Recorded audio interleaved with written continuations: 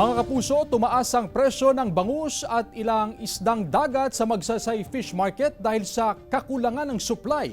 Narito ang report. Kapansin-pansin na kaunti lamang ang supply ng bangus na ibinibenta sa Magsaysay Fish Market sa Dagupan City. Tumaas ng 10 pesos per kilo ang presyo ng bangus na naglalaro ng 120 hanggang 180 pesos depende sa laki. Konti po ma'am, hindi pa naman kasi na-harvest ma'am, siguro dahil sa tubig. Paliwanag ng City Agriculture Office, may epekto ang sapilitang pag-ani o forced harvest sa mga isdang bangus noong kasagsagan ng kalamidad. Matatandang umapaw din ang ilang palisdaan at para hindi malugi, napilitang mag-ani ang mga fish grower kahit pa hindi harvestable size ang mga isdang bangus. Pero asahan din umano ang mas maraming supply sa mga susunod na buwan. Samantala, tumaas din ang presyo ng ilang isdang dagat.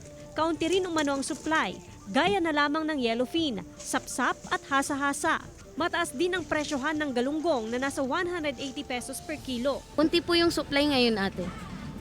Hindi po tulad dati na pag maramihan po, mura din talaga siya.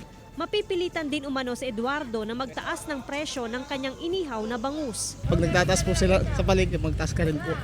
Kasama si Jing Dakanay, Joan Punsoy, One North Central Luzon.